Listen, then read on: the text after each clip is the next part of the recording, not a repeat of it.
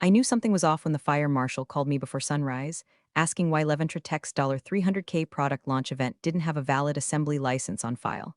I was still in my robe, stirring instant coffee with a pen cap because my spoons had all mysteriously disappeared, probably hiding out with my last shred of patience. He sounded confused. I wasn't. Not really, because deep down, I already knew Claire had screwed something up. The only surprise was that the match had been lit this early. Usually, chaos slept in till noon and showed up in heels. But let's rewind, because if you don't know Claire, oh boy, you're in for a treat. And before we get into that mess, real quick, if you're enjoying this already, tap that like button and subscribe. Seriously, 90% of you forget, and it genuinely keeps our little storytelling team caffeinated and petty. We've got more tales of office lunacy than HR has awkward pamphlets about team synergy. Anyway, Claire, fresh out of a marketing immersion program that probably involved a lot of TikTok strategy and $18 smoothies. She arrived like a reality show contestant who accidentally wandered into a real company. I'm here to modernize Leventra, she chirped on her first day, in shoes that had never touched a cubicle floor. I'd been with the company 11 years. I'd survived 4 reorgs, 2 hostile acquisitions, and 1 CFO who faked a heart attack to avoid a budget meeting. I didn't blink when Claire was parachuted in as head of product launch. We'd all seen this movie before. Only this time, it came with a trust fund and influencer energy. She didn't notice me much. People like Claire rarely notice operations folks unless the espresso machine breaks or someone forgets to reorder the oat milk. I kept the gears turning quietly, efficiently. That's what I did. When a shipment got stuck at customs, I made calls. When we needed a city permit approved for a venue in under 3 days, I massaged timelines and pulled strings from contacts I'd built over a decade. No glory, no press releases. Just the backbone of the company nobody bothered to see until something went wrong. And something was going wrong. I knew it the second my system pinged me with a routine alert. Event license compliance, auto-renewal flag pending. Normally, that wouldn't raise an eyebrow. But I remembered Claire loudly telling everyone in the Monday status meeting that she'd handled all the logistics herself. She said it like she'd just performed open-heart surgery. In reality, she'd uploaded a Canva invitation and spent 2 hours choosing between shades of blush pink for the napkins. Still, I wasn't paid to care about people's delusions. If Claire wanted to play launch queen, fine. But the thing about legacy systems and legacy staff is that sometimes wires stay connected in places the new kids don't know exist. Especially if the compliance systems were built during a merger, and no one bothered to map out who actually had admin rights after the dust settled. Which, spoiler alert, meant me. I sat at my desk that afternoon, watching Claire flounce around the open plan office, her assistant trailing behind her with a ring light and iced matcha like some kind of tech-themed pageant. The developers looked up briefly, mostly because her heels echoed off the laminate flooring like a drumline. Michelle, Claire said with a practiced smile, we're all set for the event, just so you know. But I've got it covered so you don't have to worry.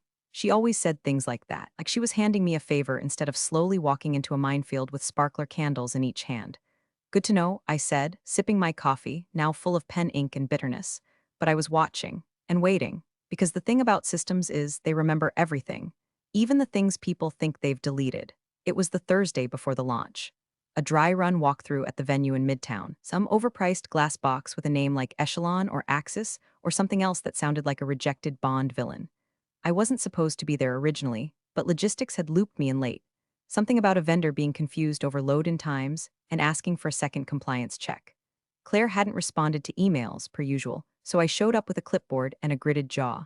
The venue smelled like citrus and ambition. Contractors were setting up LED panels, flower arrangements were being fluffed to look casually extravagant, and the audio guys were already sweating through their branded polos.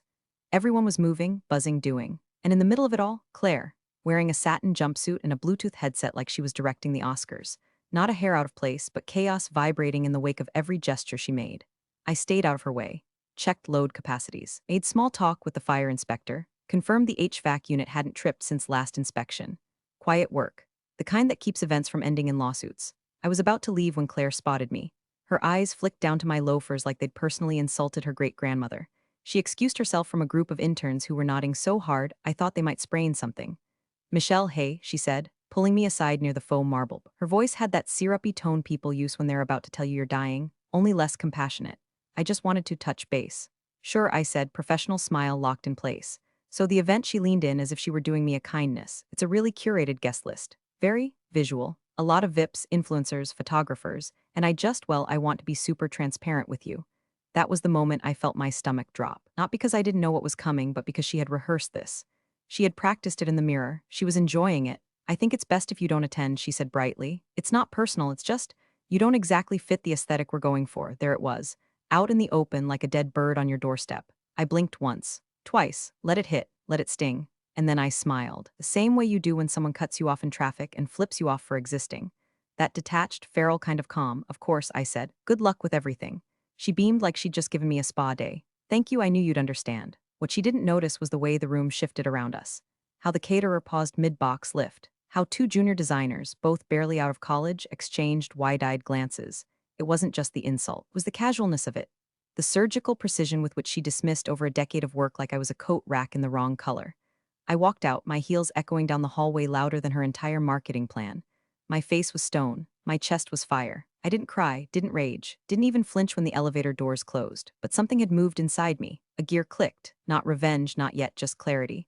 Later that afternoon, I was back at my desk, answering a backlog of vendor emails Claire had ignored. Half listening to the company Slack, I saw a thread from Claire's assistant pop up in the events channel, all set for Saturday. Claire handled venue and compliance herself. CEO confirmed she's leading the full rollout. Party flexed #boss energy, of course she did. And of course she announced it like she'd solved world hunger with an Excel spreadsheet. She had no idea what she hadn't handled, no idea what box had never been ticked. But I did, and I had the keys. I didn't go home right away that night. Instead, I sat at my desk in the ops wing past 6 after the lights dimmed and the snack cart had done its final lap. That wing of the building always went quiet early. Sales had their happy hours, design had their rooftop wine nights, and marketing lived on Instagram Live. Ops, we just finished things. I logged into the backend systems, mostly out of habit. I'd spent more years in this dashboard than I'd spent married. It was ancient, clunky, a Frankenstein's monster built out of 3 acquisitions and 1 panicked rebrand. No one under 30 could use it without breaking something. But me, I knew every tab, every flag, every dangerous little button buried in its dusty corners. The event permit record was right where I thought it'd be, filed under Leventre Tech Event NYC April 22 Tempoth. That Tempoth at the end was key. It meant the city had approved it provisionally, pending a final compliance box being checked before midnight on the day prior. Specifically, a form labeled LTX61A, a mind-numbingly boring document that asked questions like will fog machines be used indoors, and are strobe lights visible from public roads, the kind of thing Claire wouldn't know existed unless it had a Spotify playlist and a mood board. And sure enough, the box next to Final Assembly Compliance Verified Auto Renew License was still gray, unticked, floating there in digital limbo. I sat back in my chair, arms crossed, no music, no dramatic lighting, just the hum of the overhead fluorescence and the soft, almost sad sigh of a printer spitting out some forgotten invoice nearby. I wasn't angry, not anymore. I wasn't even hurt. What I felt was something else, something cleaner. I felt done. Claire had made a decision. Not just to humiliate me, but to walk past me like I didn't exist, like the bones of the company she now strutted across weren't held together by people like me. People who stayed late, who answered the damn phone when city compliance called, who remembered how every weird little legacy system plugged into the next. And the funniest part? No one had even thought to revoke my access. During the last org chart shuffle, it moved my title from ops director to logistics consultant. Some VP thought it sounded more modern. But titles don't change backend permissions unless someone manually updates them. And no one had, not in 2 years, so I could still touch everything. I could see the license flags. I could see the override settings. I could see the fallbacks that it had rigged up after a venue fiasco in 19, when we'd nearly been shut down by the fire department during a product demo involving dry ice and a poorly placed outlet. I didn't tick the box. I didn't untick it either. I just looked at it. Technically speaking, no license had been fully issued. The provisional would expire at midnight, and without the auto-renew flag enabled, the system would default to non-compliant and ping the city event system. A quiet little flag. No sirens. Just a simple status update in the database. Non-active, final compliance unverified. I hovered over the field, not with glee, not with wrath, just curiosity. Then I opened my calendar, clicked over to Saturday at 11:45 p.m., and set a silent notification, check permit record. No plan, no plot, just a note. After all, if Claire really did handle everything like she claimed, if she had all the details locked down and the compliance box ticked, then the license would renew automatically.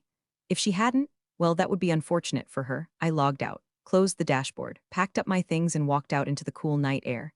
Midtown always smelled like hot garbage and broken dreams after dark. But tonight it had a different scent. Something sharp, something electric, something like inevitability. Claire posted her first Instagram story at 7:06 p.m. It was a boomerang, champagne flutes clinking midair in some rooftop bar with skyline views and just the right amount of sunset. Tagline in gold script, Tomorrow, we dominate NYC. Kiss Sparkles #launch queens #leventre glow up by 7:22, she'd posted another one. A slow pan across a candlelit table with name cards and oyster towers. I counted 12 faces I recognized: marketing leads, investor reps, her old roommate who somehow got a consulting badge and now called herself the brand energy facilitator. The audio was a remix of something popular enough to get stuck in your head for days. At 8:05, she went live. "Hey babes, we're celebrating something major tonight," she said, sweeping the camera across the room. "This launch is going to change everything. Like everything. We've got press in town. Our partners are landing tonight, manifesting a flawless rollout. Leventre is going big, baby." She panned past a waiter holding a cake shaped like the new product. Frosted circuits, candied leads. I actually laughed at that one, loud enough that my cat bolted from the kitchen counter. The TV was off, no music, just me, my couch, and the soft glow of Claire's filtered reality playing out on a 6-inch screen.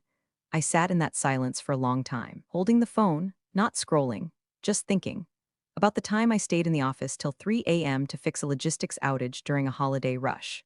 The way I missed my godson's recital to chase down a missing freight container that turned out to be sitting in a warehouse, mislabeled as bamboo flooring. The bonus I never got because budgets were tight, while Claire's job came with a designer laptop bag and a welcome bouquet bigger than my last raise. I thought about every Saturday I worked without extra pay. Every time I was told I was too essential to promote. Every manager who said we'd be lost without Michelle, but somehow always found the budget for a new PR hire with a TikTok following. I didn't cry. I didn't drink. I didn't even change into pajamas. I just stood up, walked to my desk, and turned on my laptop. The screen flickered to life like it already knew what I was about to do. I logged into the compliance system at 11:43 p.m. The event file was still sitting there. Leventre Tech Event NYC April 22 Tempoth. The auto-renew flag was still active. The override logic, designed to give IT a 12-hour buffer in case something glitched, was still enabled. Claire had touched none of it. She hadn't even opened the record since uploading the initial draft. Her entire permit was a sandcastle waiting for high tide. I hovered over the auto-renew license field, uncheck. A confirmation box popped up. "Are you sure you want to disable auto-renewal?" "Yes." Next, I opened the override logic tab, scroll, disable contingency fallback, save. I stared at the screen for a full minute. Nothing flashy happened. No alarms, no cinematic countdown, just a dull flicker as the system refreshed and accepted the changes. Then I closed the tab, shut the laptop, and sat back in my chair. That was it. That's all it took. One click and the provisional permit became a ticking clock. Claire's empire now had 24 hours to live, unless someone, somewhere, noticed. Unless someone remembered to tick a box in a system only 3 people on staff even understood. Unless someone who didn't fit the aesthetic showed up to fix it for her. I went to bed at 12:04 a.m., slept like a baby. First thing I heard that morning was my phone vibrating itself off the nightstand like it had something to confess. I cracked one eye open and saw the screen blinking like a dying firefly. 12 missed calls, 9 Slack mentions, 3 voicemails. The timestamp reads 6:12 a.m. My apartment was still wrapped in that soft, early light that makes you think, for just a second, that the day might be gentle. It wasn't. I rolled over, groaned, and unlocked my phone. First Slack message, 5:44 a.m. From someone in events I barely knew. "Hey Michelle, do we have the actual license doc for today's launch?" Venue says something's missing, then rapid fire, update, security says they can't let anyone inside. Something about a city flag, police are at the loading dock, not sure if that's related. Is this a drill or? I sat up, rubbed my face, let out a low, exhausted laugh that sounded like it came from somewhere beneath my bones. Coffee. First coffee. I padded into the kitchen, barefoot, and started the kettle. Opened Slack on my laptop while it heated up. The group chat was a digital wildfire. Claire's team was spinning in all directions, half blaming the venue, half blaming some poor junior comms guy who was now apparently in charge of permits. Legal had joined the thread at some point around 5:58 a.m. I scrolled past a dozen panicked emojis and one extremely unhelpful gif of a dumpster fire. That's when someone finally tagged me directly. At Michelle, "Hey, sorry to bug so early, but looks like you're still listed as primary compliance officer on backend. Do you know what's going on with the city file?" Still listed. Of course I was. Claire hadn't changed a damn thing. No reassignment. No role update. No thought given to who actually had responsibility. Only who looked good holding the mic. I typed back slowly, calmly, fingers steady on the keys. "You'll need to call the city events office directly." The file was flagged non-compliant at 12:01 a.m. when the final verification wasn't received. "They'll have a status report on file. Let me know if I can assist further." I clicked send, closed the laptop, poured hot water over the grounds.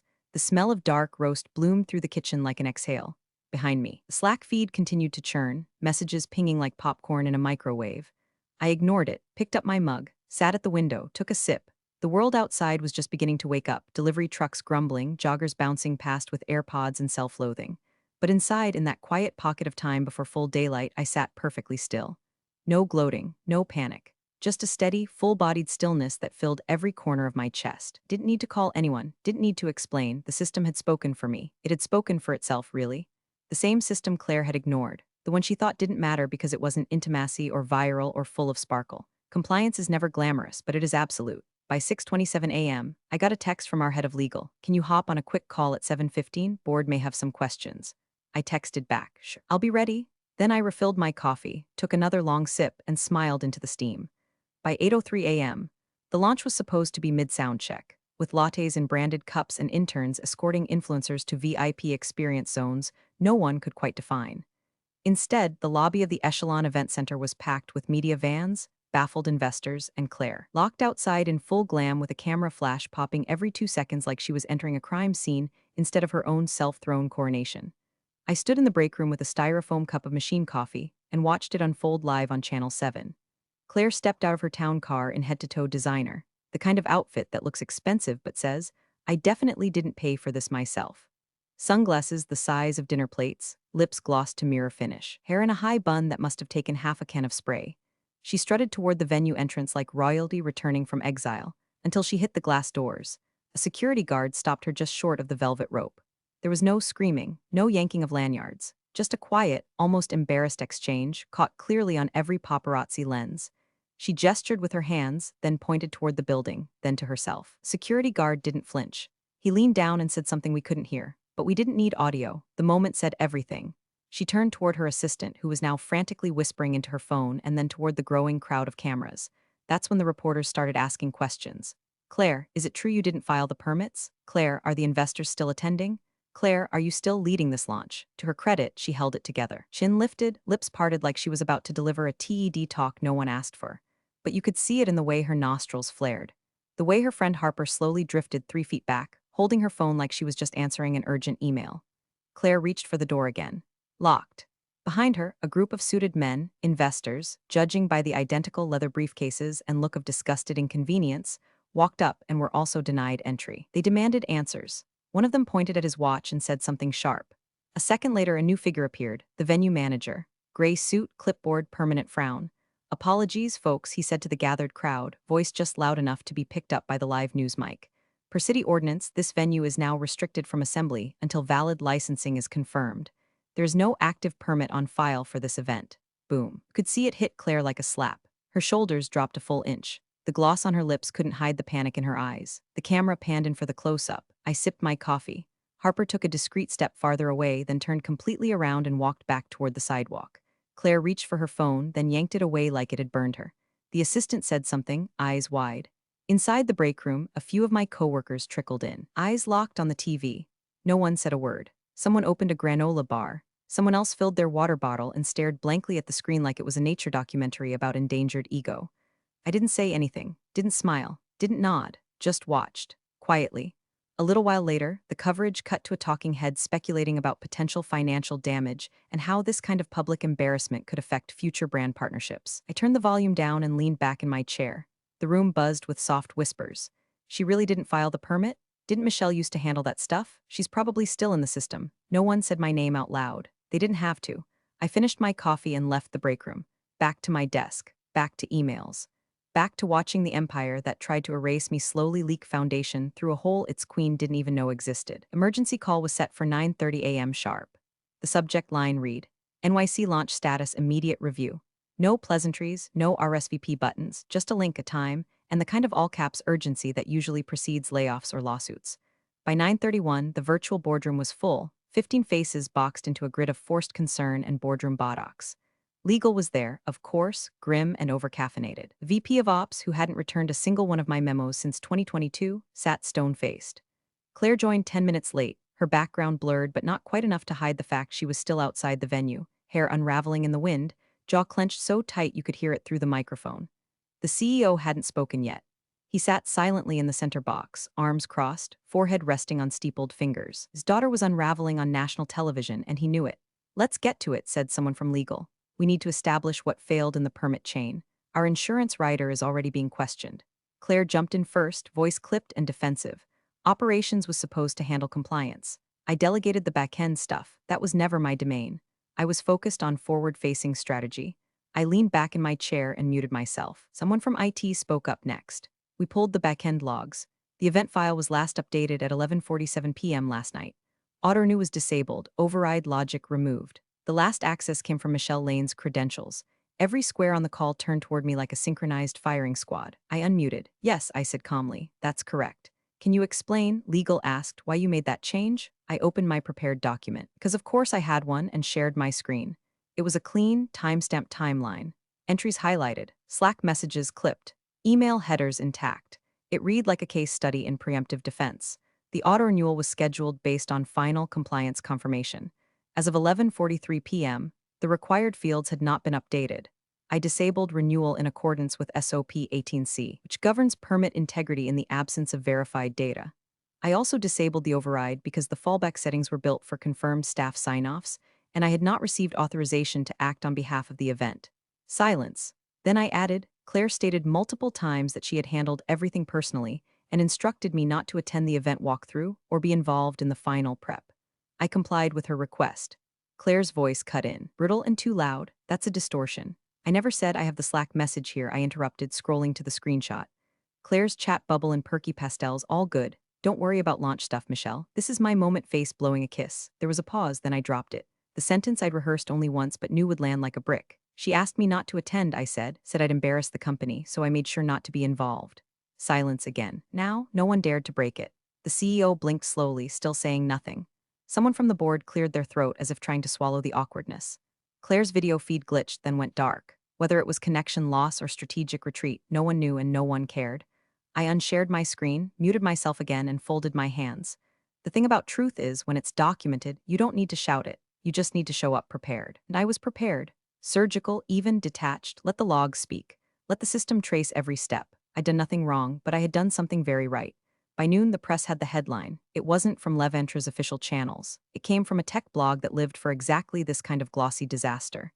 The title read, Launch Failure at Leventra, CEO's Daughter Denied Entry to Her Own Event.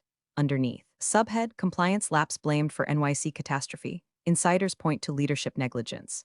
Inside the office, it was pin-drop quiet. Claire's name had vanished from the launch Slack channel by 12:37 p.m. By 1:10 p.m., her calendar privileges were revoked. By 2:00 p.m., an email hit everyone's inbox. Effective immediately, Claire Worthen has been placed on administrative leave pending internal review. In the interim, launch-related inquiries should be directed to the operations office. We thank Michelle Lane for identifying the compliance issue in time to prevent additional legal exposure. Her diligence is appreciated. It was short, clinical, the kind of corporate prose written by 3 lawyers and a PR team on their 3rd coffee run, but I read it twice anyway. Then I archived it and went back to my spreadsheet. The funny thing was, I didn't feel triumphant. No confetti dropped from the ceiling. No slow clap from the interns. Just that same quiet hum of servers and inbox pings, and the faint scent of burnt popcorn from someone who never read the breakroom rules. The fallout hit hard and fast. Investors were furious. Some had flown in from Europe, Asia, South America, all expecting a glittering launch that had instead turned into a headline they now had to explain to their shareholders. At least 2 partners issued formal complaints demanding reimbursement for travel and breach of agreement. One particularly irate venture rep allegedly stood outside the Echelon lobby and screamed into his phone for 12 straight minutes. My favorite part? He was screaming at Claire's assistant, who was last seen Ubering away from the venue, clutching a stack of branded tote bags like they might save her. The CEO tried damage control, held a closed-door call with the board, then scheduled one-on-ones with key stakeholders to rebuild trust. But the story had leaked, and you can't mop up what's already gone viral. That evening, as I was packing up, HR slid a sealed envelope onto my desk. I opened it to find an official retention offer, salary bump, bonus payout, and a formal request to consult on future high-priority launches moving forward. I read it, nodded, slipped it into my drawer without signing it. Not yet. At 6:15 p.m., I passed the executive floor on the way out. Claire's office door was wide open, empty, her nameplate removed. The only thing left was a lone orchid drooping toward the floor like it knew something had died. I paused just long enough to look, not to gloat, not to revel, just to observe, full circle. Claire had tried to make the launch about her, but the system didn't care about selfies or style or brand elevation. It cared about boxes, flags, procedures, and when those were ignored, it didn't whisper. It screamed. All I did was let the system speak. I never needed revenge, just accuracy, and maybe a little silence to enjoy it. The resignation hit the press 3 days later, not from Leventra's comms team, of course. We're still hiding behind no comment statements and waiting for the legal dust to settle. But someone from Claire's PR agency must have realized the optics were unsalvageable. They leaked a carefully scripted exclusive to a lifestyle publication known more for skincare routines than tech shakeups. Claire Worthen steps away from Leventra to pursue creative independence. Sure, the same day, a handful of investors formally withdrew from two upcoming Claire-led initiatives. One of them had already transferred support to a rival firm, citing a renewed focus on operational reliability. Another simply said, "We can't build on unstable ground." Inside the office, things quieted down. People moved on fast. That's the way it always goes. Launches come and go, headlines flare and fade, and everyone pretends they weren't just one decision away from disaster. But the logs don't forget. Friday morning, I came in early, before the lights clicked on automatically, before the team's chatter filled the halls. I brewed a proper cup of coffee from my stash, none of that shared breakroom poison, then sat at my desk and opened the backend system one last time. The dashboard loaded slowly, like it knew it was about to let go of something important. Under Event Access Management, Claire's name still sat in faded gray, permissions suspended but not yet scrubbed. I clicked through the admin panel, reviewed the records, then hovered over the final alert tied to her credentials. Temporary administrative override. Claire Worthen NYC launch 2023 delete. A single click. The confirmation window popped up. Are you sure you want to delete this record? Yes, it was gone, no fanfare, no dramatic music, just a clean database again. Order restored. I leaned back, eyes on the screen, then reached for my coffee. Outside the window, the city buzzed. Unbothered as always, trucks honked. Sirens wailed somewhere distant. Life resumed. A few minutes later, a new hire from marketing wandered by, tablet in hand, looking dazed. "Hey," she said, "sorry to bother. I just started last week and I've heard bits and pieces, but what actually happened at the launch?" I smiled. "Not big, just enough. Always double-check the checklist," I said, "and never forget who built the system." She blinked, nodded, and wandered off like I'd just handed her the secret to fire. I didn't follow up, didn't explain, didn't drop the receipts I still had printed and neatly filed in my drawer just in case history tried to rewrite itself. Because I didn't need to, the system remembered, and so did I. I turned back to my screen. A new project was already loading. Another launch. Another opportunity for someone to pretend that operations didn't matter until they did. But this time, they'd remember the silence. They'd remember who held the foundation steady. And they'd remember the woman who never raised her voice, but never missed a box. Appreciate you sticking around, you legends of the break room. Subscribe for more chaos. Let's make your old managers spill their coffee in fear.